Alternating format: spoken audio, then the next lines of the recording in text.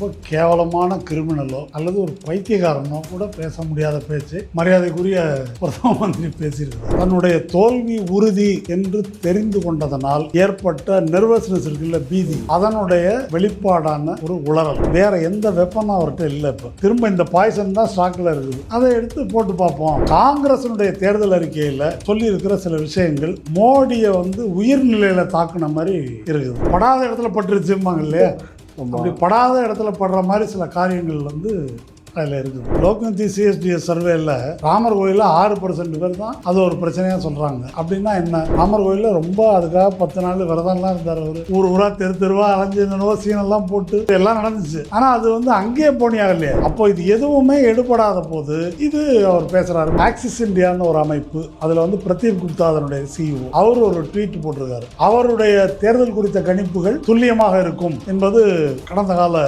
அனுபவம். பிஜேபி ஏற்கனவே ஆக பெரும்பான்மை பெற்ற 13 மாநிலங்களில் இந்த முறை அவங்க ரொம்ப தடுமாறுவார்கள் அப்படின்னு ஒரு ட்வீட் போட்டிருந்தாரு. அந்த ட்வீட் போட்டு கொஞ்ச நேரத்துக்கு அப்புறம் அதை எடுத்துட்டாரு. இப்போ அவர் அதுக்கு ஒரு சமாளிச்சதோ ஒரு விளக்கம் சொல்லிட்டு இருக்காரு. பிரதீப் குப்தா ஒரு ட்வீட் போட்டாரு, அதை எடுக்க சொல்லியிருக்காங்கன்றது தெளிவா தெரியுது. ஏன் அந்த ட்வீட்டை எதிர்த்து இவங்களால நிக்க முடியல? அந்த ட்வீட்டை பார்த்து எதுக்கு பயப்படுறாங்கன்னா, மக்களோட பல்ஸ் அது பிரதிபலிக்குது. மோடி ஒரு பெரிய தப்பு கணக்கு போட்டார். ஒரு 3 மாசம் தேர்தல் நடத்தி நம்ம எல்லா ஊருக்கும் போனோம் அப்படின்னு சொன்னா எப்படி நம்ம ஜெயிக்கிறது உறுதி? அப்ப அந்த 3 மாசம் வச்சது இவருக்கே தலையில கொள்ளிக்கட்டை எடுத்து சொல்லிட்ட மாதிரி ஆயிடுச்சு. வேற ஒன்றும் செய்யவும் முடியாது. இப்ப அந்த நிலையில் தான் மோடி இப்படி கிட்டத்தட்ட புத்தி சுவாதீனம் இழந்து அப்படி பேசி வர்றார். இந்த மோடியினுடைய பாசிஸ்ட் சர்வாதிகாரம் அது ஒரு பலவீனமான அடித்தளத்துல தான் இருக்குது. கட்சிக்குள்ள இருக்கிறவன மிரட்டி தான் வச்சிருக்காரு. அதிகார வர்க்கத்தையும் அது மிரட்டி வச்சுட்டு குஜராத்ல இருந்து கொஞ்சம் பேர், தமிழ்நாட்டு பாப்பான் கொஞ்சம் பேர், இவங்களை வச்சுதான் பிஎம்ஓ தான் ஆட்சி நடத்தும். இப்படி அதிகாரம் குவிக்கப்படும் போது காங்கிரஸ் என்ன நடந்ததுங்க? இந்திரா காந்தி இதை பண்ணாங்க. அதுக்கு பிறகு காங்கிரஸே துண்டு துண்டா உடைஞ்சதை பார்த்து பிஜேபி துண்டு துண்டா உடையதோ இல்லையோ, அதனுடைய தோல்விக்கு வேண்டிய வேலைகளை பிஜேபி காரர்களே போதுமான அளவு செய்து கொடுப்பார்கள். பிரிண்ட்ல சேகர் குப்தா 6 ஸ்டேட்டை பட்டியலிடுறாரு. உத்தரப்பிரதேசம் தவிர பெங்கால், ஒரிசா, மகாராஷ்டிரா, பீகார், இந்த 6ல 193 தொகுதியும் பிரச்சனை. இங்கெல்லாம் 90% ஜெயிச்சிருக்கிறாங்க. அது பழைய மாதிரி செய்ய முடியாது அப்படின்னு சொல்றாரு. தேர்தல் ஆணையம் இவ்வளவு இதுவா பேசின பிறகாவது ரியாக்ட் பண்ணுமா? ரியாக்ட் பண்ணல, பண்ணாது. பிடிஆர் சொல்ல மாதிரி தேர்தல் ஆணையம் ரெஸ்ட் இன் பீஸ் தான். ஆமா, ரெஸ்ட் இன் பீஸ் தான். ட்ரைப்ஸ் பார்வையாளர்களுக்கு வணக்கம். காங்கிரஸ் கடந்த கால ஆட்சியின் பொழுது, அதாவது மன்மோகன் சிங் பிரதமராக இருந்த பொழுது, இந்த நாட்டினுடைய சொத்துக்களில் முஸ்லிம்களுக்கே முன்னுரிமை உண்டு என்று சொன்னார் என்றும், அதை போலவே தற்பொழுது காங்கிரசினுடைய தேர்தல் அறிக்கையில் கணக்கெடுப்பு நடத்தி இந்து பெண்களினுடைய தாலியை கூட பறித்து முஸ்லீம்களிடம் கொடுக்க காங்கிரஸ் தயாராக இருக்கிறது அப்படின்ற ஒரு மிகப்பெரிய ஒரு குற்றச்சாட்டை பிரதமர் மோடி நேற்று ராஜஸ்தானில் நடைபெற்ற பிரச்சார கூட்டத்தில் பேசியிருக்கிறார். இது மிகப்பெரிய அளவில் ஒரு அதிர்வலைகளை ஏற்படுத்தி இருக்கிறது.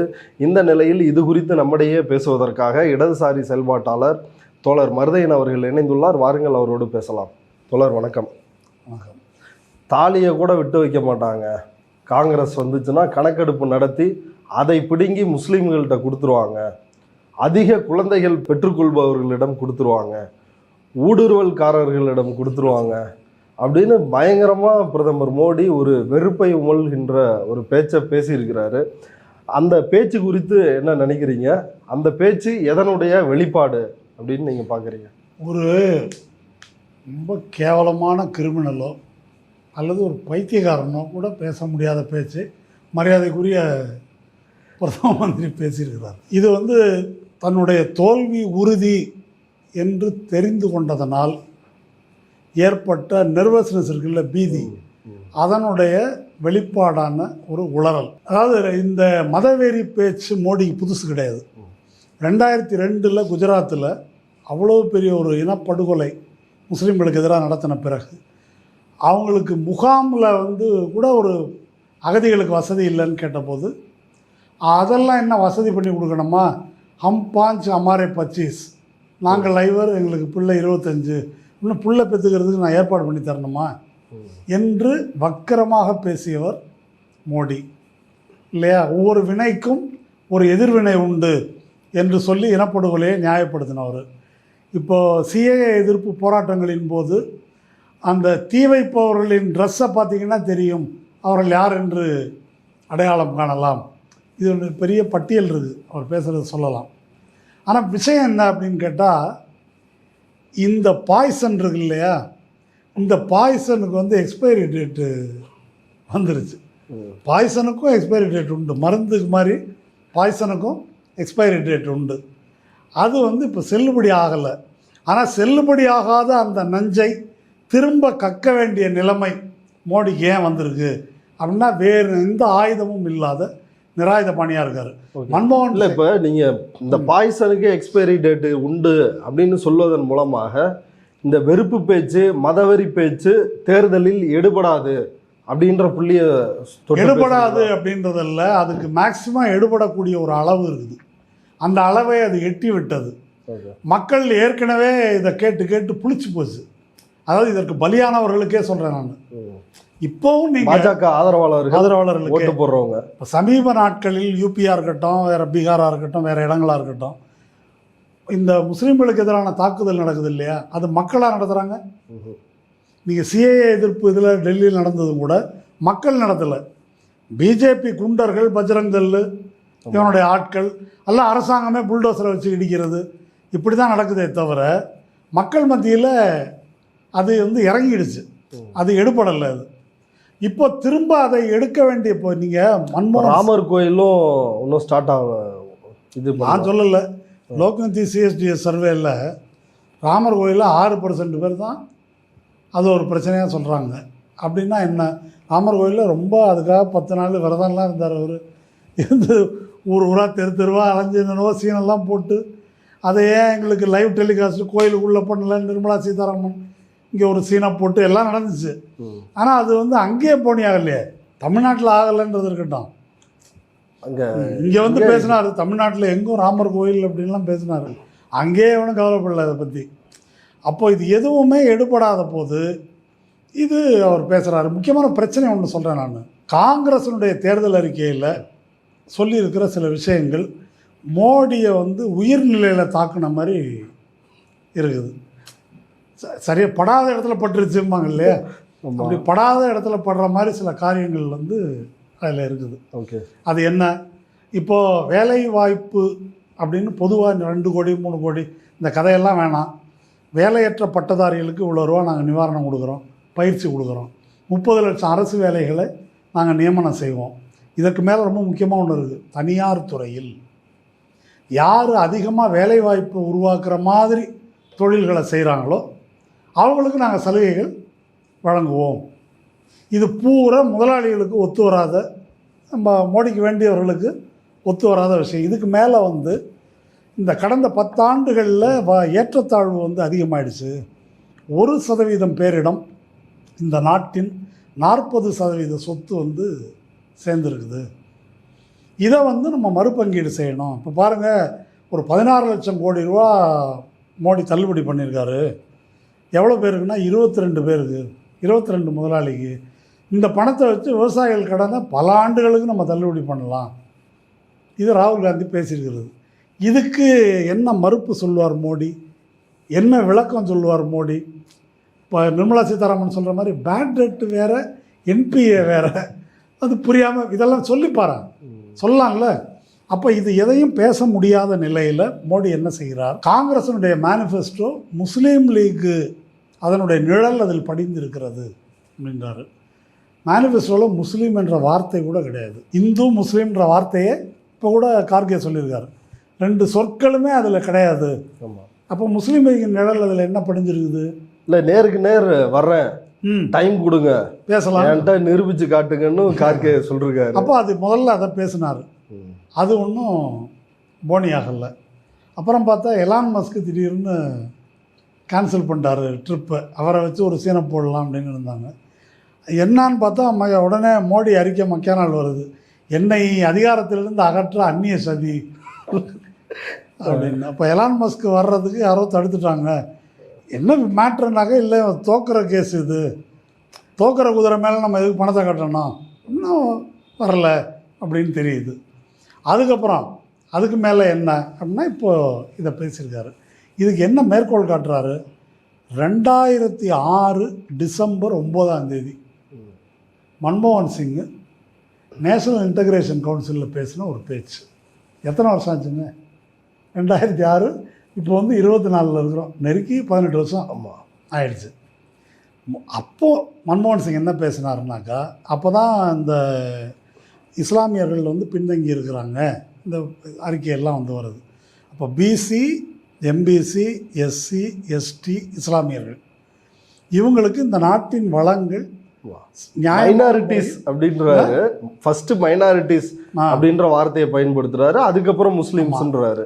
இதெல்லாம் சொல்லிட்டு அவங்களுக்கு நியாயமாக பகிர்ந்தளிக்கப்படலை, எனவே இவர்களுக்கு முன்னுரிமை கொடுத்து நம்ம பகிர்ந்தளிக்கணும். இதை மறுநாள் டைம்ஸ் ஆஃப் இந்தியா எப்படி ரிப்போர்ட் பண்ணுறாங்கனாக்கா, முஸ்லீம்களுக்கு முன்னுரிமை அளித்து பகிர்ந்தளிக்க வேண்டும் அப்படின்னு ஒரு மன்மோகன் சிங் சொன்னதாக செய்தி போடுறாங்க.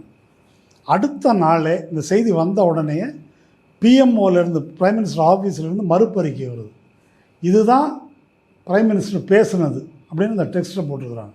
அந்த டெக்ஸ்ட் என்ன சொல்லுது?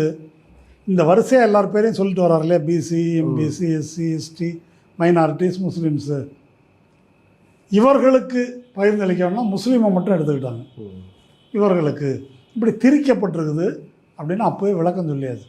அதுக்கு மேலே அதில் சொல்வதற்கு எதுவும் இல்லை. சரி, உண்மையான இதுவே சச்சார் கமிட்டி ரிப்போர்ட் இது எல்லாமே நீங்களும் ஏற்கனவே பேசியிருக்கிறீங்க. பட்டியல் சமூகத்து மக்களை விட மிகவும் பின்தங்கிய நிலையில் இதெல்லாம் உண்மைகள் இருக்கிறாங்கல்ல. இல்லை இப்போ 2006 அவர் விளக்கம் சொல்லிட்டாரு. அப்புறம் 5 வருஷம் ஆட்சியில் இருந்திருக்காரு இல்லையா? என்ன 5 வருஷமா? 14 வரைக்கும் இருந்திருக்கிறாரு. என்ன பிரித்து கொடுத்துட்டாரு? அப்படி ஏதாவது கொடுத்துட்டாரா? இல்லை, பிரித்து கொடுத்தா நீங்கள் வாங்கியிருக்கலாமே, 10 வருஷம் இருந்தீங்கள்ல, வாங்கியிருக்கலாமே.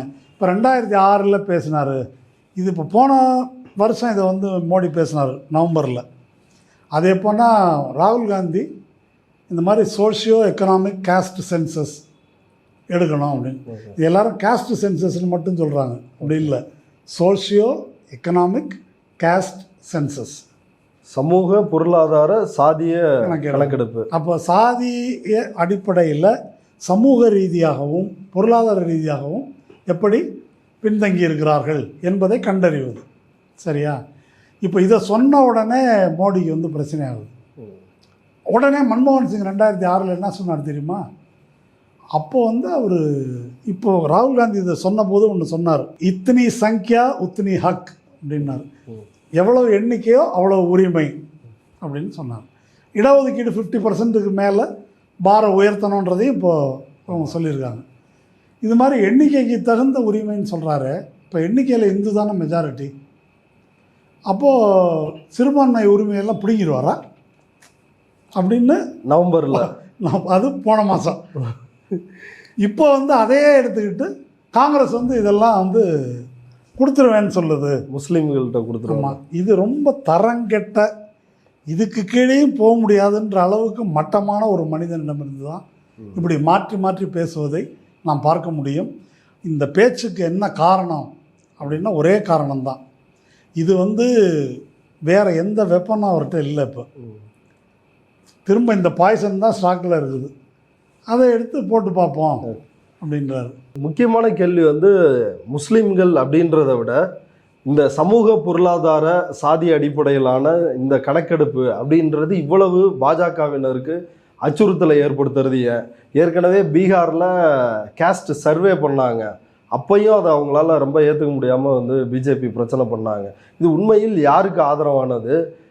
இந்த கேஸ்ட் சென்சஸ் அப்படின்ற இந்த விஷயத்த மக்கள் புரிஞ்சுக்கிட்டாங்களா? இல்லை, மக்கள் பெரிய அளவுக்கு புரிஞ்சுக்கல, இன்னும் மக்கள் புரிஞ்சுக்கல. ஆனால் மோடிக்கு புரிஞ்சிருக்குது இதனுடைய விளைவு. மோடிக்கும் ஆர்எஸ்எஸ்ஸுக்கும் அந்த பிரிவினருக்கும் அது இதனுடைய விளைவு என்ன.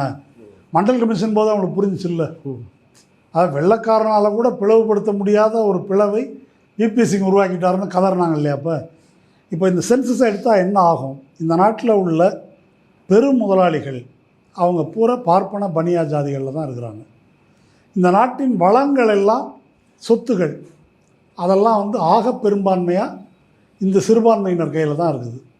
இந்த நாட்டில் ஊடகத்துறையில் தொடங்கி மேல்தட்டு நடுத்தர வர்க்கம் என்று சொல்லக்கூடிய பிரிவில், அது நீதித்துறையாக இருக்கட்டும், அதிகார வர்க்கமாக இருக்கட்டும், மேல்தட்டு நடுத்தர வர்க்கம்னு சொல்லக்கூடிய பிரிவில் எந்த சாதிகள் இருக்கின்றன என்றால் ஆக பெரும்பான்மையாக இந்த சாதிகள் தான் இருக்கிறாங்க.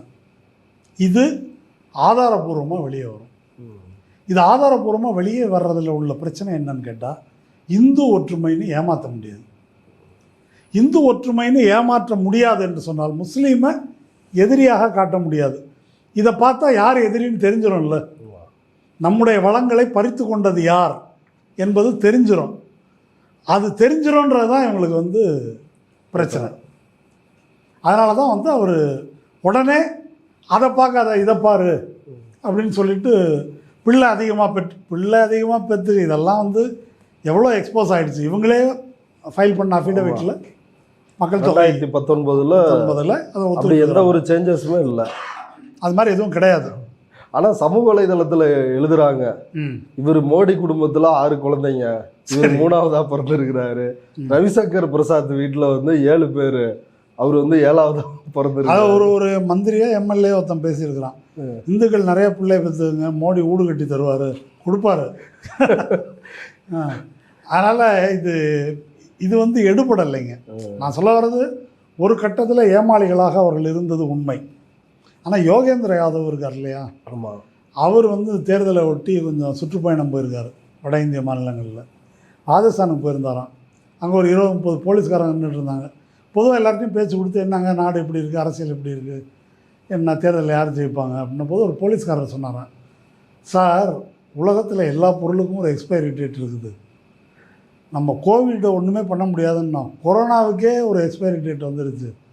அப்போது இந்த மோடிக்கு ஜாது, மோடி வித்தை இருக்கு இல்லையா, அதுக்கும் எக்ஸ்பைரி டேட் வந்தாச்சு அப்படின்னு அந்த போலீஸ்காரர் சொல்லியிருக்காரு.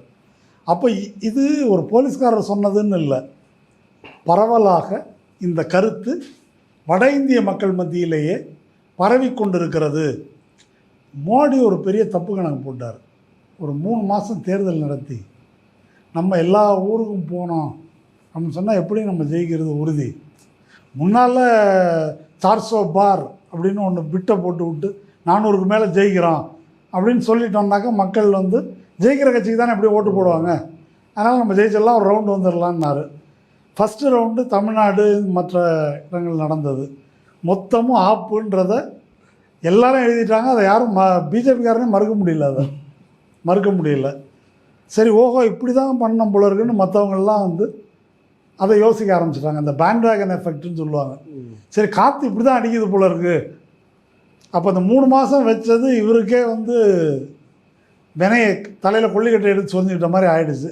வேறு ஒன்றும் செய்யவும் முடியாது. இப்போ அந்த நிலையில்தான் மோடி இப்படி கிட்டத்தட்ட புத்தி சுவாதீனம் இழந்து அப்படி பேசி வர்றார். ஒரு ஜோக் ஒன்று பார்த்தேன், ட்விட்டரில் ஒருத்தர் போட்டிருக்காரு. வேறொரு கூட்டத்தில் போய் முகமது ஷாமியை பாராட்டி பேசியிருக்காரு. ஆமாம், என்ன ஒரு 4 நாளைக்கு முன்னாடி இங்கே புள்ளை பெற்றுக்கிறவனுக்கு கொடுத்துருவாங்க, இதுலேருந்தே புத்தி பேதலிச்சிருச்சுன்றதை நீங்கள் புரிஞ்சுக்கலாம். இப்போ தமிழ்நாட்டில் இந்த தேர்தல் முடிஞ்ச உடனே நாங்கள் 25% ஓட்டு வாங்குவோம் அப்படின்லாம் தேர்தலுக்கு முன்னாடி அண்ணாமலை பேசிகிட்டு இருந்தார். அவர் 1 லட்சம் வாக்காளர்களை காணோம் அப்படின்னு சொல்கிறாரு. அதை திட்டமிட்டு திமுக நீக்கிருச்சுன்றாரு. நீங்கள் எல்லாரும் ஒரு பக்கம் தேர்தல் ஆணையம் பாஜகவுக்கு ஆதரவாக இருக்குது அப்படின்றத சொல்கிறீங்க. ஆனால் அவர் தேர்தல் ஆணையம் திமுகவுக்கு ஆதரவாக இருக்குதுன்றாரு. தேர்தல் ஆணையம் தான் பொறுப்புன்னு தமிழிசை சவுந்தரராஜன் சொல்லியிருக்கிறாங்க. அதான் அறிவு இருக்கிறவங்க பேசுகிற பேச்சா திமுக நீக்க முடியுமா? இதை செய்யறதுன்னா கரெக்டாக வட இந்தியர்கள், பிராமண பார்ப்பனர்கள் இவங்களோட வாக்குகள் எல்லாத்தையும் பறிச்சிருக்குது அப்படின்றாங்க. அப்போ திராவிட இயக்கத்துக்கு பலியாயிடுச்சா தேர்தல் ஆணையம்? இந்தியா தேர்தல் ஆணையம் எப்படி இருக்குது? இப்போ அண்ணாமலை சொல்கிறத விட்டுருங்க, தேர்தல் ஆணையம் எப்படி இருக்குது? இப்போ அப்பட்டமான மதவெறி பேச்சு மோடி பேசுகிறது. இதுக்கு தேர்தல் ஆணையம் எவ்வளோ புகார் கொடுத்தாச்சு, எந்த நடவடிக்கையும் எடுக்கிறது இல்லை. அவங்க உத்தவ் தாக்கரே ஜெய் பவானின்னு போட்டிருக்கிறாராம் ஒரு பாட்டு எலெக்ஷனுக்கு. ஆமாம், அதை எடுக்கணும்னு சொல்லிட்டு அவருக்கு நோட்டீஸ் அனுப்பியிருக்காங்க. இப்போ இதெல்லாம் என்ன கணக்கில் வருது? தேர்தல் ஆணையர்கள் எப்படி ஒருத்தர் வெளியே போனார், 2 பேர் நியமிக்கப்பட்டாங்க, அது உச்சநீதிமன்ற தீர்ப்புக்கு எதிராக எப்படி நியமிக்கப்பட்டார்கள் அது பார்த்தோம். இந்த தேர்தல் கால அட்டவணை போட்டிருக்காங்களே, ஒரே மாதத்தில் ஏற்கனவே தேர்தல் நடத்தி முடிச்சிருக்காங்களா இல்லையா? ஆமாம். இப்போ இவ்வளோ நாள் நடத்துறதுக்கு என்ன அடிப்படை? இது மோடி ப்ரோக்ராம் ஷீட்டு போட்டு கொடுத்து இது மாதிரி தேர்தல் வை அப்படின்னு சொன்னதுக்கு ஏற்ப தான் நடந்திருக்குது. அஸ்ஸாமில் வாக்காளர்கள் இந்த தொகுதி மறுவரையறைன்ற பேரில் பிஜேபி ஜெயிக்கிற மாதிரி வந்து அதை ஜெரிமேண்டரிங்னு சொல்லுவாங்க அமெரிக்காவில். அந்த மாதிரி தொகுதிகளை வந்து அஸ்ஸாமில் மாற்றி அமைச்சிருக்கிறாங்க. சரி, இவிஎம் பற்றி இந்தியா கூட்டணி அதிகாரப்பூர்வமாக புகார் கொடுத்துருக்குது. யார்கிட்ட? எலெக்ஷன் கமிஷன்கிட்ட. ஒரு எதிர்க்கட்சிகளின் கூட்டணி புகார் கொடுத்துருக்குது. கூப்பிட்டு பேசணுமா வேண்டாமா, விளக்கம் சொல்லணுமா வேண்டாமா? எந்த விளக்கமும் சொல்லலை. இப்போ கோர்ட்டில் கேஸ் நடக்குது, அது ஒன்றும் பிரச்சனை இல்லை அப்படின்றாங்க. நீதிமன்றமும் இல்லை மக்கள் நம்புகிறாங்க. இப்போ மக்கள் நம்புகிறாங்களா நம்பலையான்றதுக்கு வாக்கு கோர்ட்டை கேட்டால் வந்திருக்குது. அப்போது இதுதான் தேர்தல் ஆணையத்தினுடைய நிலை. சிஎஸ்டிஎஸ் லோக்நிதி போலில் தேர்தல் ஆணையத்தை பற்றி கருத்து கேட்டிருக்கிறாங்க. 68% மக்கள் தேர்தல் ஆணையத்தின் மீது நம்பிக்கை இல்லை அப்படின்னு சொல்லியிருக்காங்க. இதுதான் பெரிய அளவுக்கு அதிகரிச்சிருக்குது அப்படின்னு சொல்லியிருக்காங்க. இதுக்கு மேலே என்ன விளக்கம் வேணும்? இப்போ அண்ணாமலைக்கும் தேர்தல் ஆணையத்தின் மீது நம்பிக்கை இல்லை. இந்த முதல் ரவுண்டு நடந்த ஃபேஸ் 1 இந்த தேர்தலில் மோடி வந்து நாக் அவுட் ஆகிட்டாரு அப்படின்றது ரொம்ப தெளிவாக புரியுது. ஆனால் வட இந்தியாவில் அப்படின்னு எடுக்கிறப்ப தான் எல்லாருக்குமே நம்ம இங்கே வேலை செய்கிற இந்தியா கூட்டணிக்காரங்களுக்கு கூட அங்கே எப்படியும் மோடி தான் ஜெயிப்பார் அப்படின்ற ஒரு கருத்து இப்போயும் நிலவிட்டு இருக்குது. அதுக்கு ஏதாவது ஆதாரம் இருக்குதா? இப்போ நீங்கள் சொன்ன சிடிடிஎஸ் லோக்நிதி அவங்களோட சர்வே கூட திரும்பவும் மீண்டும் பிரதமராக மோடி தான் வருவார், மோடிக்கு ஒரு எட்ஜ் இருக்குன்னு போட்டிருக்கிறாங்க. அந்த முடிவுக்கும் உள்ளுக்குள்ள சர்வேயின் உள் விவரங்களை பார்த்தா நிறைய முரண்பாடுகள் இருக்குது. ஓகே, இப்போ நான் வேற ஒரு இதிலேருந்து வர்றேன். இப்போ ஆக்சிஸ் இந்தியான்னு ஒரு அமைப்பு, அதில் வந்து பிரதீப் குப்தா அதனுடைய சிஇஓ, அவர் ஒரு ட்வீட் போட்டிருக்காரு. அவருடைய தேர்தல் குறித்த கணிப்புகள் துல்லியமாக இருக்கும் என்பது கடந்த கால அனுபவம். அவர் என்ன போட்டிருந்தாருன்னா, பிஜேபி ஏற்கனவே ஆக பெரும்பான்மை பெற்ற 13 மாநிலங்களில் இந்த முறை அவங்க ரொம்ப தடுமாறுவார்கள் அப்படின்னு ஒரு ட்வீட்டு போட்டிருந்தார். அது வந்து லைவ் மின்ட்லேயும் பப்ளிஷ் ஆகிருந்தது. அந்த ட்வீட்டு போட்டு கொஞ்ச நேரத்துக்கு அப்புறம் அதை எடுத்துட்டார். இப்போ அவர் அதுக்கு ஒரு சமாளித்து ஏதோ ஒரு விளக்கம் சொல்லிகிட்டு இருக்காரு. இப்போ பிரச்சனை என்னன்னு கேட்டால், பிரதீப் குப்தா ஒரு ட்வீட்டு போட்டார், அதை எடுக்க சொல்லியிருக்காங்கன்றது தெளிவாக தெரியுது. ஏன் அந்த ட்வீட்டை எதிர்த்து இவங்களால் வந்து நிற்க முடியல? அந்த ட்வீட்டை பார்த்து எதுக்கு பயப்படுறாங்க? எதுக்கு பயப்படுறாங்கன்னா, மக்களோட பல்ஸை அது வந்து பிரதிபலிக்குது. இப்போ துருவரத்தினுடைய வீடியோக்கள் கோடிக்கணக்கில் போயிருக்குது. அதை மக்கள் வந்து டிவி ஸ்க்ரீன் வச்சு திரை வச்சு போட்டு பார்க்குறாங்க. இது பரவற அந்த துருவரத்தியை திட்டுறாங்க. அது ஒன்றும் திட்டினது ஒன்றும் போனி ஆகலை. இப்போது இதெல்லாம் அங்கே பார்த்தவர்களுடைய கணக்கு. இப்போ நான் சொல்கிற யோகேந்திர யாதவ் இருக்கார் இல்லையா, அவர் இந்த மாநிலங்களில் போயிட்டு ஒரு ஆதிவாசிகிட்ட பேசியிருக்காரு. என்னங்க நாட்டில் இருக்கிற அரசியல் நிலைமை பற்றி என்ன நினைக்கிறீங்க அப்படின்னாரு. அவர் என்ன சொன்னாராம், அரசியல் என்னங்க அரசியல், மக்களை பூரா கோயிலுக்குள்ளே பற்றி விடுறானுங்க, கோயிலில் இருக்கிற வேண்டியவன்லாம் அரசியலுக்கு கொண்டு வந்துறானுங்க, இதான் இப்போ நாட்டில் நடக்குது அப்படின்னு அழகாக சொல்லியிருக்கிறாரு. பல மக்கள் 2 கருத்து அவர் சொல்கிறாரு, ரொம்ப 2 முக்கியம்னு நினைக்கிறேன் நான். மக்கள்கிட்ட கருத்து கேட்கும்போது, என் குடும்பத்துக்கு வேலை இல்லை, என் குடும்பத்துக்கு விலைவாசி அதிகமாகிடுச்சு, வறுமையில் இருக்கிறோம், இதெல்லாம் சொல்கிறாங்க. சொல்லிவிட்டு இன்னொன்று என்ன சொல்கிறாங்க, நாடு எப்படி இருக்குது? நாடு பரவாயில்ல, முன்னேறிட்டு இருக்குது. என்ன முன்னேறுது? வெளிநாட்டில் நம்ம மதிப்பு ரொம்ப உயர்ந்துருக்குது, சந்திரனுக்கு ராக்கெட் விட்டுருக்குறோம், ஹைவே போட்டிருக்காரு, பாலம் கட்டியிருக்காரு, இதை வந்து மக்கள் சொல்கிறாங்க. இது வந்து மோடி உருவாக்கியிருக்கிற பிம்பம். இந்த பிம்பத்துக்கு மக்கள் பலியாகி இருக்கிறார்கள். இதுக்கு இன்னொரு கதையும் இருக்குது. மோடி குஜராத் முதலமைச்சராக இருந்தப்போ அவர் மன்மோகன் சிங்கை போய், இது மோடியே சொன்னது, ஒரு கூட்டத்தில் பேசுனது, மன்மோகன் சிங்கை போய் பார்த்தாராம். பார்த்து நம்ம புல்லட் ட்ரெயின் விட்டா என்னன்னு கேட்டாராம். அவர் அதில் எவையா போக போகிறான் அப்படின்னு மன்மோகன் சிங் கேட்டிருக்காரு. தண்டத்துக்கு எதுக்கு செலவு பண்ணோன்னு. மோடி என்ன சொன்னாரா, அதில் எவனும் போக மாட்டாது, எங்களுக்கு தெரியும், ஒரு கெத்தாக இருக்கும்ல நமக்கு அப்படின்னு அவர் சொன்னாராம். அதுக்கு மன்மோகன் சிங் என்ன சொல்லியிருக்காரு, சீனாக்காரன் இந்த வேலையை தான் பண்ணுறான், ஷாங்காயை காட்டி மிச்ச சீனா கிராமப்புறத்தை காட்டாமல் ஏமாற்றிட்டு இருக்கான், அந்த வேலையை நம்ம பண்ண முடியாது அப்படின்னு அவர் சொன்னாராம். இப்போ மோடியுடைய அரசியல் என்பதே என்ன அப்படின்னாக்க, எதையும் செய்கிறதில்ல. Start up India, stand up India, sit down India, digital India, இது எவ்வளோ ஸ்கீம் இருக்கும் இது வரைக்கும் நம்ம பார்த்துருப்போம். ஆமாம். இப்போ இந்த மாதிரி ஷோ காட்டுவதன் மூலமாக மக்களை வந்து இதான் நாடு முன்னேற்றம், இது ஒரு பிரமை, இது ஒரு விஷயம் சொல்லியிருக்காரு. ரெண்டாவது, பல பேர் நான் மோடிக்கு ஓட்டு போட மாட்டேன், ஆனால் மோடி தான் ஜெயிப்பார். இதுக்கு என்ன அர்த்தம்? மிச்சம் பேரெல்லாம் போடுவாங்க, நான் போட மாட்டேன்னு மட்டும் இல்லை, ரொம்ப குறிப்பாக எழுதுறாரு, எங்கள் ஊர்லேயே ஒருத்தரும் போட மாட்டான்னு சொல்கிறாங்க. இந்த கிராமத்தில் ஒரு ஓட்டு கூட விழாதுங்க மோடிக்கு, ஆனால் மோடி தான் ஜெயிப்பார். அப்படின்னா அப்போ மோடி மெஷினில் தில்லுமுள்ளு பண்ணுவார் அப்படின்னு சொல்கிறாங்களா? என்ன அதில் சொல்ல வர்றாங்க? அது வந்து ஒரு விதி கோட்பாடு மாதிரி இருக்குது, ஒரு சர்வாதிகாரத்துக்கு அடிபணிவது போல அர்த்தத்தில் வந்து அவங்க சொல்கிறாங்க அப்படின்னு அவர் அதை குறிப்பிடுறாரு. அதனால் மக்களுக்கு அறவே பிடிக்கல இது. ஆனால் இந்த 10 ஆண்டு கால ஆட்சியின் வழியாக என்னை விட்டால் யாரும் கிடையாது, யாரும் வர முடியாதுன்ற மாதிரியான ஒரு பிம்பத்தை மோடி உருவாக்கி இருக்கிறார். அந்த பிம்பத்தை மக்கள் தோற்கடிக்கிறாங்களோ இல்லையோ பிஜேபிக்காரன் தோற்கடிப்பான். ஏன் பிஜேபி தோற்கடிப்பாங்கன்றீங்க? ஏன்னா அவங்க ஆட்சியில் இருக்கிறதான பிஜேபிக்காரங்க. ஏன்னா பிஜேபி கட்சியை அவர் காலி பண்ணிட்டார். அப்படியே சொல்கிறீங்க? பிஜேபி கட்சியை மோடி உருவாக்குனாரா? இல்லை. இப்போ திமுக வந்து திமுக ஃபவுண்டர் மெம்பர் கலைஞர். ஒவ்வொரு ஊரில் இருக்கிற ஒன்றிய செயலாளர்லேருந்து கிளைக்கழகம் வரைக்கும் அவருக்கு தெரியும்னு சொல்லுவாங்கல்ல, பேர் சொல்லி கூப்பிடுவார், அப்படி கட்டினார். அந்த மாதிரி மோடி இந்த கட்சியை கட்டினாரா? இல்லை. மோடிக்கு ஏதாவது கட்சிக்கும் சம்மந்தம் உண்டா? குஜராத்தில் முதல்வர்கள் அங்கே வெட்டு குத்தாயிடுச்சு. அப்போ இவர் பிரச்சாரக்கு டெல்லியில் இருக்கார். அங்கேருந்து இவரை நீ தான் முதல்வர்னு அனுப்பி வைக்கிறாங்க.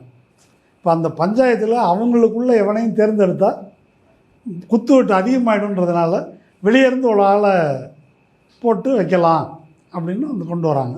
அதுக்கப்புறம் சரி ரைட்டு நம்மளே இருந்துருவோம் மாப்பிள்ளை அப்படின்னு சொல்லி தான் அந்த 2002 கலவரம் நடக்குது. 2003 அவர் அதுக்கப்புறம் இறுக்கமாக பிடிச்சிக்கிறார் பதவியை. இப்படி தான் அவர் பதவிக்கு வந்தார். வந்து முதல்ல அத்வானியை போட்டு தள்ளினார். அங்கே அரேன் பாண்டேவை போட்டார். ஜோஷின்னு ஒரு ஆர்எஸ்எஸ் பிரச்சாரகம் முடித்தார். அப்புறம் அத்வானி. இப்படி மோடியால் பாதிக்கப்பட்டவர்கள் இப்போ ஈடியில் இவங்க இப்போ லேட்டு. இதெல்லாம் உள்ளுக்குள்ளே தான் வந்து அடி வாங்கினவங்க அதிகம், எண்ணிக்கை வந்து அதிகம். கடைசியாக மத்திய பிரதேசத்தில் எல்லாம் ஜெயித்த பிறகும் அவர் சிவராஜ் சிங் சௌஹானை ஓரங்கட்டார். அப்போது அந்தந்த மாநிலத்தில் அந்த கட்சியை வளர்த்தவர்கள் அப்படி அந்த மாதிரி ஒரு ஆளே இருக்கக்கூடாது. ஜெயலலிதா கொள்கை ஒன்று, அப்புறம் எல்லாமே சைபர் தான் அப்படின்ற கொள்கை வந்து மோடியோட கொள்கை. அப்போ அந்த மாதிரி இருக்கிறதுனால அவருக்கு வில்லன்கள் வந்து உள்ளே தான் இருக்கிறாங்க. இது இப்போ அப்போ இந்த அப்பா எப்போ சாவான் தின்ன எப்போ காலியாகுன்றாங்க இல்லையா, அந்த மாதிரி எப்படா இது முடியுன்றது அவங்க தான் காத்திருக்கிறாங்க. நம்ம தமிழ்நாடு எதிர்கட்சிகளை காட்டிலும் உள்ளுக்குள்ளே தான் இந்த வாட்டி காங்கிரஸ் ஜெயிச்சா ஜெயிச்சுட்டு போட்டோம், அடுத்த வாட்டி நம்ம பார்த்துக்கலாம், இந்த ஆள் ஒழிஞ்சா சரி, இந்த பீஸை ஓரமாக தள்ளிதான் போதும். அதனால தான் இப்போ குஜராத்தில் போட்டி வேட்பாளர் போடுறாங்க.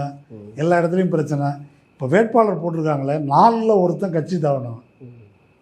இப்போ ஏற்கனவே இந்த கட்சிக்காரனை கொடுக்காம கடைசியாக இடி கேஸை காட்டி பிடிச்சிட்டு வந்தாங்க இல்லையா, இப்படி கொண்டு வந்தவங்கள. ஆமாம், ஏற்கனவே இருந்த பிரபலமான சங்கிகள் அவங்களுக்கு இந்த தடவை சீட்டு தரல, சீட்டு கொடுக்கல. இப்போ எனக்கே இதை வந்து ஆச்சரியம்தான். சாத்வி பிரக்யா சிங் தாக்கூர் அவங்க எந்த அளவுக்கு வந்து ஒரு இந்து மதவெறி கலவரம் பண்ணுறவங்க, அவங்களுக்கு சீட்டு இல்லை. சுகாதாரத்துறை அமைச்சராக இருந்த ஹர்ஷவர்தன் அவர் வந்து அவரே விட்டுட்டு ஓட்டாரு. ஆமாம், நான் ஏதோ இப்போ காலநிலை மாற்றம் பற்றி ஆராய்ச்சி பண்ண போகிறேன் அப்படின்னு. இப்படி நிறைய ஸ்டார் கேண்டிடேட்ஸ் வந்து அவங்களே போட்டியில இருந்து விலகிட்டாங்களே. கௌதம் கம்பீர். இல்லை இதை நான் சொல்ல வர்றது என்ன அப்படின்னு சொன்னாக்கா, ஒரு ஒரு இன்னர் பார்ட்டி டெமோக்ரஸி, உட்கட்சி ஜனநாயகம் இருந்து வேட்பாளர்கள் மாற்றப்பட்டு அந்த மாதிரி ஒன்று நடந்துச்சு அப்படின்னா அது வேறு விஷயம். இது வந்து மோடி என்னை தவிர யாரும் கிடையாது. ஆனால் ஆர்எஸ்எஸ் இவங்களோட ஸ்ட்ரக்சரே அதுதானே, ஒரு லீடர் கீழே அடிபணிஞ்சு நிற்கிறது. ஆர்எஸ்எஸ் எங்களுக்கு தனி நபர் கிடையாது, கூட்டுத்துவன்றது தான் அவனுக்கு வழக்கமாக அவங்களுடைய கொள்கை. ஓகே, அவங்க பேசுகிறது. ஆனால் மோடி இப்படி வந்த பிறகு சரி பரவாயில்ல, இதை வச்சு நம்ம அப்படியே மேலே ஏறி போயிடுவோம். இந்த வாஜ்பாய் இருந்த போதெல்லாம் ஆர்எஸ்எஸ் தன்னுடைய மேலாண்மை நிலைநாட்ட முயற்சி பண்ணோம். இப்போ வந்த பிறகு மோடிக்கு பின்னால் வாழை பிடிச்சிக்கிட்டே தான் போகுது ஆர்எஸ்எஸ். இதை பார்த்துக்குவோம் அப்படின்ற மாதிரி அவங்க இருக்கிறாங்க. இப்போ அதுக்கு அடங்கிட்டாங்க இவங்க. இப்போ மோடி இதற்கெல்லாம் மேலே போய் 70 வயசு லிமிட்னு அவங்களெல்லாம் தூக்கி வெளியே துவச்சி போட்டாங்க. நீ எல்லாம் அங்கே போ அப்படின்னு சொல்லி வெளியே ஒதுக்கி விட்டாங்க. இவரும் நான் 2047 அப்படின்னு சொல்லிட்டு இருக்கிறான். இதை பார்த்து மற்றவங்களாம் பயப்படுறாங்களோ இல்லையோ, கட்சிக்குள்ளே இருக்கிறவங்க நம்முடைய எதிர்காலம் என்ன அப்படின்னு இருக்கிறாங்க. அதனால் இந்த சர்வாதிகாரம் இருக்கு இல்லையா, இந்த மோடியினுடைய ஃபாசிஸ்ட் சர்வாதிகாரம், அது வந்து ஒரு பலவீனமான அடித்தளத்தில் தான் இருக்குது. ரொம்ப பலமான அடித்தளத்தில் இருக்கிறதா நம்ம கருத வேண்டியதில்லை. உள்ளே இவ்வளோ முரண்பாடு இருக்குது. கட்சிக்குள்ளே இருக்கிறவனா மிரட்டி தான் வச்சுருக்காரு. அதிகார வர்க்கத்தையும் அதுபோல் மிரட்டி வச்சுட்டு குஜராத்திலேருந்து கொஞ்சம் பேர், தமிழ்நாட்டு பாப்பான் கொஞ்சம் பேர், இவங்கள வச்சு தான் வந்து பிஎம்ஓ தான் ஆட்சி நடத்துது. ஆராசா சொல்கிறாரு, பல மந்திரிகள் ஏன்ட்டே வந்து புலம்புறாங்க, எங்களுக்கு ஒன்றும் பவர் கிடையாது ராஜா, எல்லாம் வந்து அங்கே தான் சொல்கிறாங்க. இப்படி அதிகாரம் குவிக்கப்படும் போது காங்கிரஸுக்கு என்ன நடந்ததுங்க? இந்திரா காந்தி இதை பண்ணாங்க. அதுக்கு பிறகு காங்கிரஸே துண்டு துண்டாக உடைஞ்சதை பார்த்தோம்.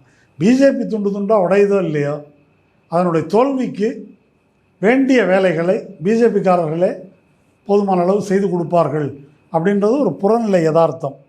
இதை புரிந்து கொண்டு மோடியை வீழ்த்துவதற்கு என்ன வேலை செய்யணும் என்பதை வந்து நாம் தீவிரமாக யோசிக்க வேண்டிய காலம் இது. ஓகே, இப்போ நமக்கு தான் தேர்தல் முடிஞ்சிருச்சு, நம்ம இனி வேலை செய்கிறதுக்கு என்ன இருக்குது?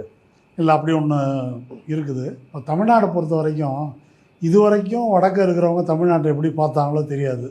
ஆனால் சமீப காலமாக அந்த பார்வை மாறிடுச்சு இல்லையா? ஆமாம். முதல்ல 2019 காங்கிரஸோட தேர்தல் அறிக்கையை இது பிரிவினைவாதிகளோட தேர்தல் அறிக்கை, திமுக தேர்தல் அறிக்கை மாதிரி இருக்குது அப்படின்றதான் முக்கியமான விமர்சனமா சொன்னாங்க. ஆமாம், இன்னைக்கு உச்சபட்சமா அது வந்து முஸ்லீம் அறிக்கைன்னு மாறி இருக்கு. இல்லை, இப்போ நான் விவசாயிகள் போராட்டத்தின் போது அங்கே பார்க்கறதுக்கு போயிருந்தப்போ பஞ்சாப்லேருந்து இருக்காங்க இல்லையா விவசாயிகள், வணிகர்கள், தமிழ்நாடுன்னு உடனே அப்படியே ஓடி வந்து கட்டி பிடிச்சிக்கிட்டாங்க. என்னங்கன்னு கேட்டாக்க, பிஜேபி உங்கள் ஸ்டேட்டில் வர முடியாது, அதனால தான் உங்களை எங்களுக்கு பிடிச்சிருக்குது அப்படின்னாங்க. ஆம் ஆத்மி சஞ்சய் சிங், நீங்கள் வந்து உத்தரப்பிரதேசத்தில் வந்து டெபாசிட் காலி இப்படின்னு அமித்ஷா வந்து பட்டியலிடுறாரு. ரொம்ப முன்னாடி நடந்த சம்பவம். அவர் எந்திரிச்சு நாங்கள் ஜெயிப்போன்னு பதில் சொல்லிருக்கலாம். ஆனால் அவர் சொல்கிற பதில் என்னன்னா, தமிழ்நாட்டில் பிஜேபி எப்பப்பெல்லாம் நீங்கள் 0 அப்படின்னு ஒவ்வொரு தேர்தலையும் போட்டு வாசித்து காட்டுறாரு. அப்படி ஒரு பெருமை நமக்கு இருக்குது. சரி, ஓகே, நம்ம தேர்தலை முடிச்சிட்டோம். முடித்த பிறகு இப்போ தமிழ்நாடு, கேரளா நமக்கு அந்த பெருமை இருக்குது. இப்போது பிஜேபியை தோற்கடிப்பது என்பது தமிழ்நாட்டில், கேரளாவில் அல்லது தென்னிந்தியாவில் மட்டும் பிஜேபியை தோற்கடித்ததனால் இது வந்து முடிஞ்சிடாது. இப்போ வட இந்தியாவிலும் பிஜேபி தோற்கடிக்கப்பட வேண்டும். அப்படி தோற்கடிக்கப்படுவதற்கு நம்ம வேலை பார்க்கணும். இப்போது பிஜேபி ஆட்சிக்கு வந்த பிறகு பல இஷ்யூஸ் வந்து முன்னுக்கு வந்துருக்கு. இப்போது முதல்ல இந்த இந்தியா டுடே ராகுல் கன்வாலுடைய பேட்டியில் பிடிஆர் ஒரு ரவுண்டு கட்டி அடித்தார். உனக்கு என்ன தகுதி இருக்குன்னு நான் கேட்குற நிர்மலா சீதாராமனுக்கு. அது வந்து இந்தியா பூரா அது வைரல் ஆச்சு. இப்படி ஆள் தாயா வேணும் இந்த நாட்டுக்கு அப்படின்னு கேட்குறதுக்கு. அது பிடிஆர் என்ற நபர் அல்ல, மொத்த தமிழ்நாடு. அப்புறம் ஆராசா பேசுகிறாரு, உதயநிதி பேசுகிறாரு. இந்த முறை தேர்தல் பிரச்சாரத்தில் இவர் முதல்வர் ஸ்டாலினுடைய பேச்சு இருக்கு இல்லையா, அது எல்லாமே வந்து தயக்கமே இல்லாத ஒரு தாக்குதல் உண்டா இல்லையா? ஆமாம், அந்த மாதிரி வந்து அடிச்சிருக்கிறோம். அப்போ இதை வந்து எல்லாரும் பார்க்குறாங்க. இது ஒன்று.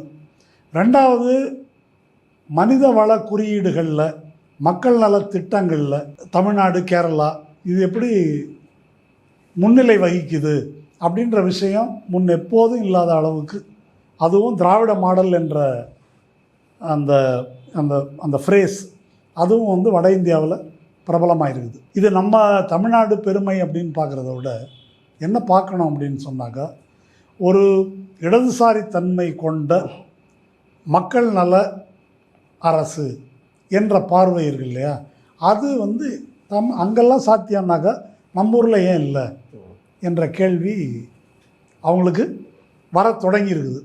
அப்போ நாம் அதை இன்னும் ஆழமாக அவங்கள்ட்ட எப்படி கொண்டு போகிறது? இதெல்லாம் செய்ய முடியும், உங்களை ஏமாற்றிருக்கிறாங்க, உங்களுக்கு இதெல்லாம் இல்லாமல் வச்சுருக்குறாங்க, அதனால தான் உங்கள் ஊர்லேருந்து இங்கே வந்து இப்படி பிழைக்க வந்திருக்கிறாங்க, இந்த நிலைமை வந்து ஏன் உங்களுக்கு ஏற்பட்டது, அங்கேயே இதை செய்யலாம் இல்லையா? எங்கள் ஊரில் மத நல்லிணக்கம் நிலவுகிறது. இந்த நவீன்குமார் வந்திருந்தபோது ஆச்சரியத்துமா என்கிட்ட கேட்டார், சங்கரமடத்துக்கு பக்கத்தில் மசூதி இருக்குது, எடுத்த மாதிரி ஒரு பெரியார் சிலை இருக்குது, ஸ்ரீரங்கம் கோயில் வாசலில் ஒரு பெரியார் சிலை இருக்குது அப்படின்னா அவரால் அதை வந்து நம்ப முடியலை. அப்போ அந்த மாதிரி ஒரு இயல்பாக மக்கள் இதை புரிந்து கொள்வது இருக்குது. என்ன தான் மதவெறியை தூண்டினாலும் இங்கே அது போனி ஆவதில்லை. இது வந்து இந்த மாநிலத்தினுடைய வளர்ச்சிக்கு ஒரு முக்கியமான காரணம். அப்புறம் மக்கள் நலத்திட்டங்கள், கல்வி, இதெல்லாம் ஒரு சாதி ஒழிப்பு, ஒரு சுயமரியாதை இயக்கத்தினுடைய மரபு, இந்த விஷயங்கள்லாம் எடுத்து சொல்வதற்கு இது மிக பொருத்தமான காலம் அப்படின்னு நினைக்கிறேன். அதை கட்டாயமாக நம்ம எடுத்து சொல்லணும். எடுத்து சொல்லி வட மாநிலங்கள் மோடியிடமிருந்து விடுதலை அடைஞ்சால் தான் நமக்கும் விடுதலை. நம்ம தனியாக ஒரு விடுதலையை சாதிக்க முடியாது என்பதனால் சோஷியல் மீடியா வழியாகவோ நேரடியாகவோ என்னெல்லாம் வேலை செய்யணுமோ அந்த வேலையில் நம்ம ஈடுபடணும்னு நினைக்கிறேன். ராகுல் காந்தி அவர் வந்து சமீபத்தில் கொடுத்த ப்ரெஸ் மீட்டில் 150 இடங்களை பாஜக தாண்டாது அப்படின்னு சொல்கிறாரு. குறிப்பாக எல்லாரும் கவலைப்படுற வட இந்தியா, அங்கே குஜராத்தில் ராஜ்புத் அவங்க வந்து பெரிய அளவில் பிஜேபிக்கு எதிராக போராடுறாங்க, எம்எல்ஏவை அடித்து விரட்டி இருக்கிறாங்க. பஞ்சாப், ஹரியானா, ஜாட் சாதியினர் அவங்க வந்து போராட்டம் நடத்திட்டு இருக்கிறாங்க. அங்கே விவசாயிகள் போராட்டம் மிகப்பெரிய அளவில் இருக்குது. இப்போ உத்தரப்பிரதேசத்துலேயும் ராமர் கோயில் பெருசாக எடுக்கலை, அங்கேயும் ஒரு வலுவான கூட்டணி அமைஞ்சிருக்குது. இப்படி வட இந்தியா முழுக்கவே இப்போ நார்த் ஈஸ்ட்டில் 3 மாநிலங்களில் பிஜேபி போட்டியே இடாத ஒரு நிலைமை இருக்குது. டெல்லியில் கெஜ்ரிவாலை உள்ளே வச்சு அவங்க பண்ணுறது மக்கள்கிட்ட எக்ஸ்போஸ் ஆகிருக்குது. இதெல்லாம் ஒரு சாதகமான மாற்றம் தான். இல்லை, இந்த 150 தாண்டாது அப்படின்றது உண்மைதான். அது அவர் என்ன சொல்லியிருக்காருன்னா, முதல்ல கூட நான் 180 நினச்சேன், இப்போ 150 தாண்டாது. இது ராகுல் காந்தி சொன்னார்னு மட்டும் பார்க்க வேணாம். நான் ஏற்கனவே சொன்னது போல் பிரதீப் குப்தா சொல்கிறாரு. இப்போது பிரிண்டில் சேகர் குப்தா 6 ஸ்டேட்டை பட்டியலிடுறாரு. இந்த 6 ஸ்டேட்டில் 193, உத்தரப்பிரதேசம் தவிர பெங்கால், ஒரிசா, மகாராஷ்டிரா, பீகார், இப்படி 6 ஸ்டேட்டை வந்து சொல்கிறாரு. இந்த 6ல் 193 தொகுதியும் பிரச்சனை. இந்த 193 பழைய மாதிரி வந்து இங்கெல்லாம் வந்து 90% ஜெயிச்சிருக்கிறாங்க. அது வந்து பழைய மாதிரி ஜெயிக்க முடியாது அப்படின்னு சொல்கிறாரு. ஏன் நீங்கள் மணிப்பூர்லேயே இந்த அரம்பாய் தெங்கோல் என்ற தீவிரவாத குழு மெய்த்தி மக்களை துப்பாக்கி வச்சு மிரட்டி இருக்கிறானுங்க. ஓகே, யாருக்காக நாங்கள் இருக்கிறோன்னு சொல்கிறாங்களோ அதே மக்களை பிஜேபிக்கு போட்டுருக்குறாங்க, இவங்களே ஓட்டை போட்டுருக்குறானுங்க. இது வந்து மணிப்பூரில் நடந்திருக்குது. குஜராத்தில் அடி வாங்கியிருக்கிறாங்க, பிஜேபி எம்எல்ஏ வந்து ராஜ்புத்துகள் அடிச்சிருக்கிறாங்க. இது வந்து மகாராஷ்டிராவில் இப்போது உத்தவ் தாக்கரே ஒரு மராத்தா ப்ரைடு இருக்கு இல்லையா, ரொம்ப பச்சையாக கேவலமாக, அது வந்து சரத்பவார் பிரச்சனை, உத்தவ் தாக்கரே பிரச்சனையா, அதுக்கு ஓட்டு போட்ட மக்களை பூரா வந்து இப்படி கேவலப்படுத்தியிருக்கிறாங்கன்றது மக்கள் மத்தியிலே அது இருக்குது. அதே போல் கேஜ்ரிவாலுக்கு இது இவர் யோகேந்திர யாதவே ஒன்று குறிப்பிடுறாரு இந்த பயணத்தில்.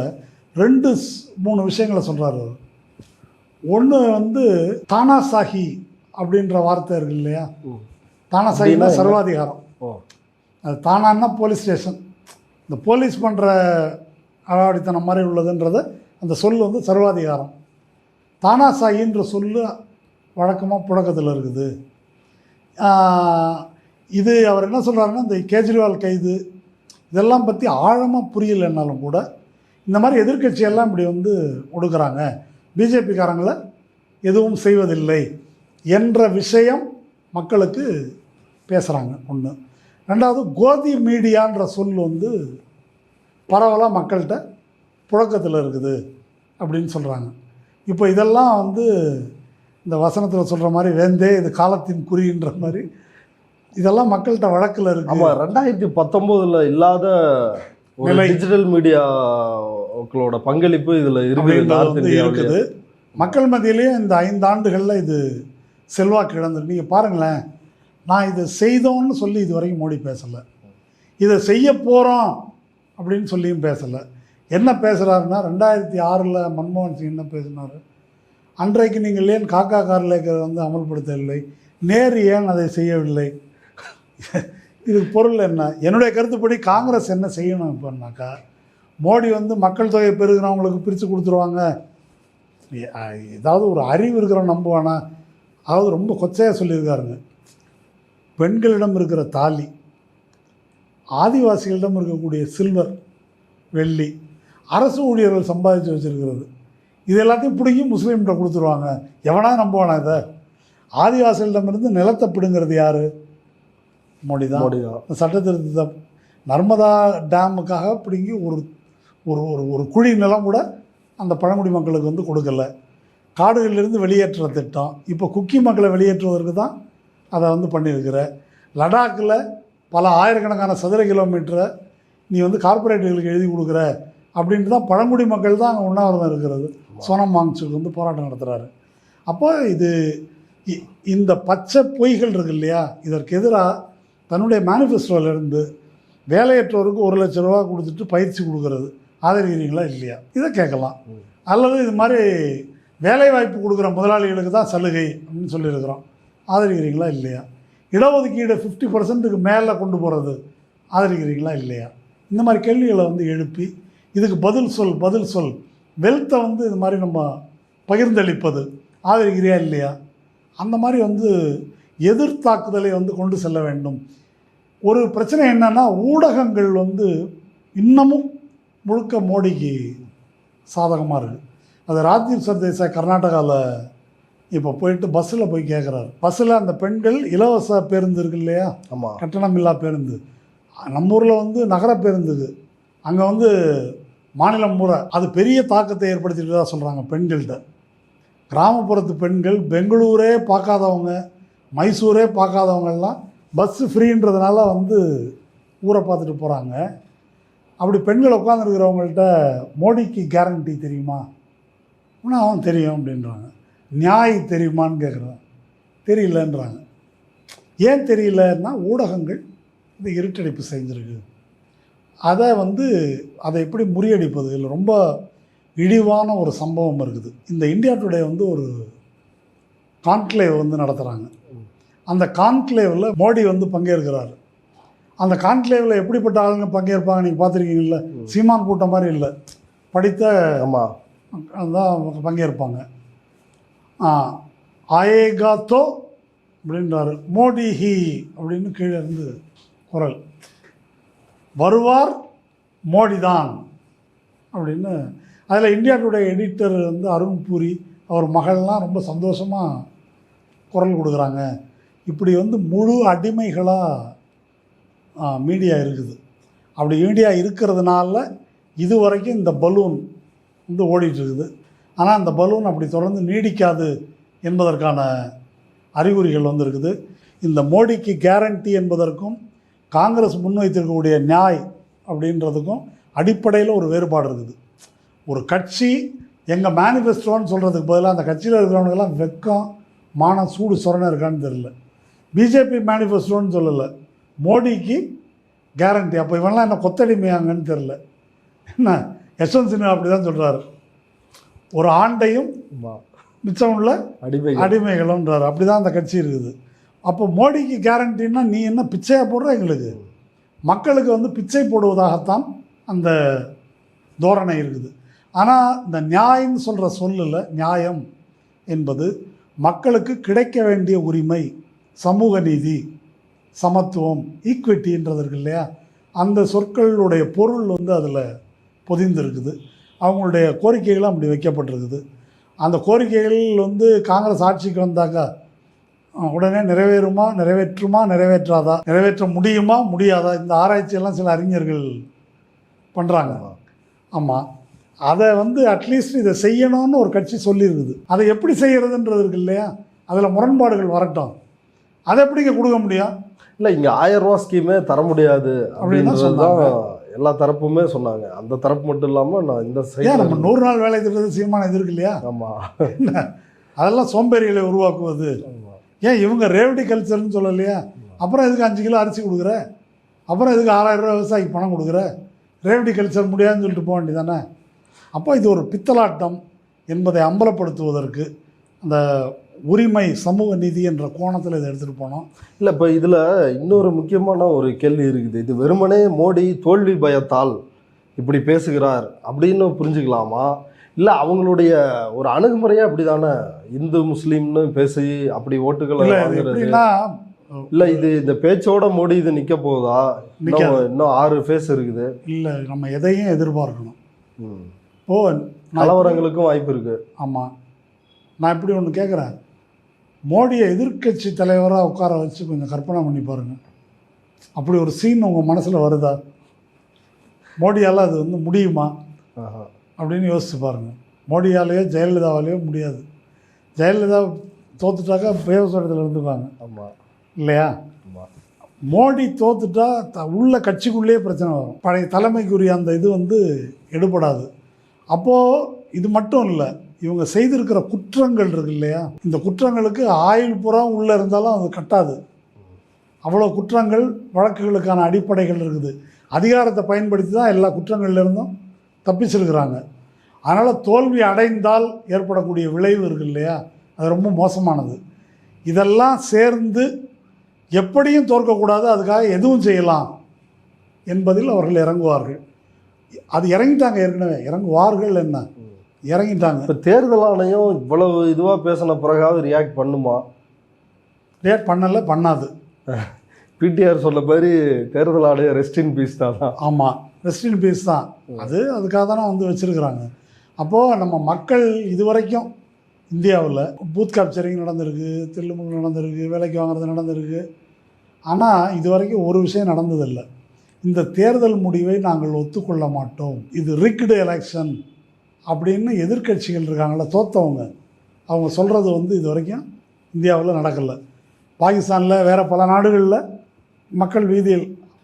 ஆனால் அந்த மாதிரி ஒரு சூழலை நோக்கி இந்தியா போய்கொண்டிருக்கிறது. அதை செய்வதற்கு தயங்காதவர்கள் இவர்கள் அப்படின்னு பார்க்கணும். தோல்வியை ஒத்துக்காமல் கலவரம் செய்வாங்க. ஆமாம், கண்ணன் கோபிநாதன் வந்து எப்படி இவிஎம்மை டேம்பர் பண்ண முடியும்னு வந்து விலைக்கு கட்டுரை எழுதியிருக்கிறார். இப்போ என்னுடைய கேள்வி ஒன்று தான், இப்போது இந்த விவிபேட் கொண்டு வந்த பிறகு அதற்கான வாய்ப்பு அதிகமாக இருக்கிறதா அவர் சொல்கிறாரு. ஓகே, இப்போ இவிஎம்மில் அப்படி செய்கிறதுக்கான ஒரு சாத்தியப்பாடு இருக்குது அப்படின்னு வச்சுக்குவோம். இப்போ இடியை வைத்து 2 கட்சிகளையே முழுசாக விழுங்கியவர்கள், இடியை வைத்து பல பேரை விலைக்கு வாங்கியவர்கள், இடியை வைத்து முதலமைச்சரையே உள்ளே தள்ளியவர்கள், அப்புறம் எதிர்க்கட்சிகளுடைய அக்கௌண்ட்டை ஃப்ரீஸ் பண்ணவங்க, இன்னும் என்னெல்லாம் சிபிஐ இடியை வச்சு செய்ய முடியுமோ இத்தனையும் செய்த யோக்கியர்களான மோடியிடமும் அமித்ஷாவிடம், பாண்டு, பிஎம் கேர் ஃபண்டு, இது மாதிரி பண்ண அமித்ஷாவிடம் வந்து, ஐயா இது மாதிரி இந்த மெஷினில் இப்படி ஒன்று பண்ணுறதுக்கு ஒரு வாய்ப்பு இருக்குது அப்படின்னு சொன்னால், இல்லை இல்லை அதெல்லாம் அறம் கொன்ற செயலாயிடும், அப்படியெல்லாம் பண்ணக்கூடாதுன்னு இவங்க சொல்லுவாங்களா? இல்லை, சுப்ரீம் கோர்ட்டில் காசர்கோட்டில் நடந்த விஷயத்தை பார்த்துருப்பீங்க. ஒரு ஓட்டு போட்டால் 2 ஓட்டு விழுது அப்படின்னு, இந்த தப்பாக விழுற ஓட்டு எல்லாமே பிஜேபிக்கு தான் விழுது அப்படின்ற, அப்புறம் தான் சரியாயிடுச்சு இல்லைன்றாங்க. சரியாயிடுச்சுன்றாங்க. அந்த செய்தியே ஃபால்ஸ் அப்படின்னு சுப்ரீம் கோர்ட்டில் தேர்தல் ஆணையம் சொல்லுது. இங்கே முந்தானத்தில் வந்து எம்கேபி நகர், அங்கே ஒரு பூத்தில் எந்த பட்டனுக்கு போட்டாலும் பிஜேபிக்கு ஓட்டு விழுது அப்படின்ற அந்த பிரச்சனை இருந்துகிட்டே இருக்குது. அது இல்லவே இல்லைன்னு சாதிக்கிறாங்க. ஆமாம், நீதிபதிகளும் ஏற்றுக்கிறாங்களே அந்த வாதத்தை. இல்லை நீதிபதிகள் அதை எலெக்ஷன் கமிஷன் சாதிக்கிறதுல ஒன்றும் இல்லை. ஏங்க, எதிர்க்கட்சிகள் கூட்டணி மொத்தமாக தீர்மானம் போட்டு இதை பேசணுன்னாங்க, பேசவே இல்லை. அவங்களே மொத்த கூட்டணியே சொல்லியிருக்கும் போது அதை பேசியிருக்கணும்.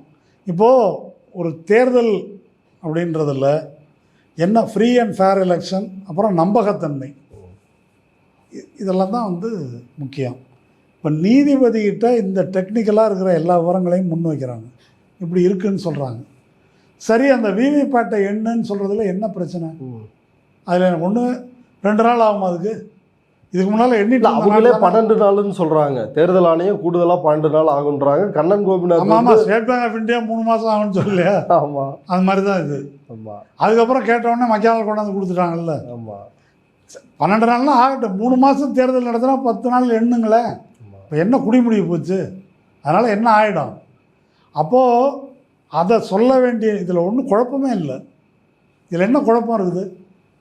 2 தரப்பு நிற்கிறாங்க, மொத்தம் ஒரு தரப்பு இந்த கோரிக்கையை வைக்குது. அதை வேணான்னு நிராகரிக்கிறதுக்கு என்ன நியாயம் இருக்குது?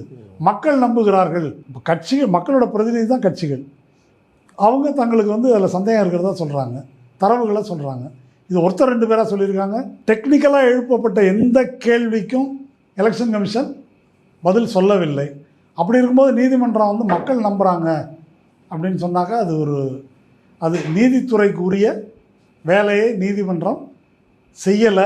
தீர்ப்பு எப்படி கொடுக்க போகுதுன்னு நம்ம பார்ப்போம். ஓகே, இறுதி கேள்வியா, எலக்ட்ரோரல் பாண்டு ரத்து பண்ண அந்த விஷயத்தில் எல்லாரும் வருத்தப்படுவீங்க அப்படின்னு பிரதமர் மோடி வந்து பேட்டிகளில் தொடர்ந்து சொல்லிட்டு வராரு. நிர்மலா சீதாராமன், நாங்கள் ஆட்சிக்கு வந்தால் மீண்டும் அந்த எலக்ட்ரோரல் பாண்டு ஸ்கீமை வந்து கொண்டு வருவோம் அப்படின்னு சொல்கிறாங்க. இந்த பேச்சுகள்லாம் வந்து ரொம்ப கான்ஃபிடென்ட்டாக இன்னும் ஆட்சிக்கு வந்த உடனே 100 நாளில் செய்ய வேண்டிய திட்டங்கள் என்னென்ன அதையும் மோடி பிளான் பண்ணி வச்சிருக்கிறார் அப்படின்னு வந்து சொல்கிறாங்க.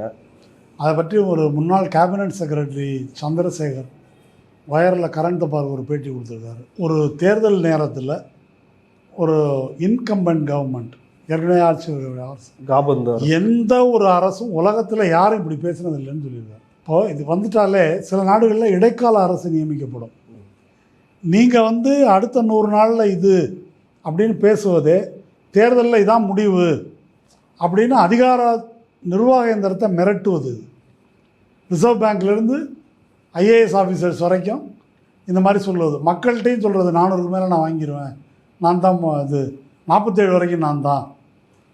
இது எல்லாமே இது என்ன அப்படின்னு சொன்னால், நீ எவனுக்கு வேணால் ஓட்டு போடு, நான் தான் வருவேன் என்று சொல்வதை வேறொரு வார்த்தையில் சொல்வது அப்பட்டமான முறைகேடு. இது அரசமைப்பு சட்டத்துக்கு எதிரானது மட்டும் இல்லை, அரசமைப்பு சட்டத்தை இழுத்து மூடிட்டு இது ஒரு முழு பாசிச சர்வாதிகாரம், இதுதான் செய்ய போகிறோம் என்று சொல்வது தான். இதை வெறும் பேச்சாக எடுத்துக்கொள்ளக்கூடாது. ஏன்னா டெல்லியில் லெப்டினன்ட் கவர்னரின் அதிகாரமாக தேர்ந்தெடுக்கப்பட்ட அரசின் அதிகாரமானு சுப்ரீம் கோர்ட் தீர்ப்பு கொடுத்த பிறகு என்ன பண்ணாங்க, ஒரு அவசர சட்டம் கொண்டு வந்து பண்ணாங்க.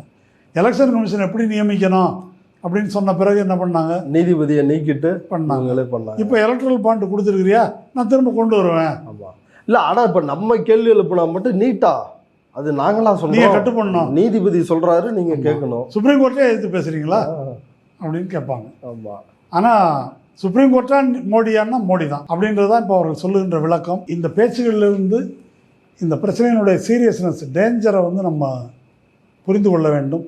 இது நமக்கு கிடைத்திருக்கக்கூடிய மிக மிக மிக முக்கியமான ஒரு வாய்ப்பு மோடியை வீழ்த்துவதற்கு.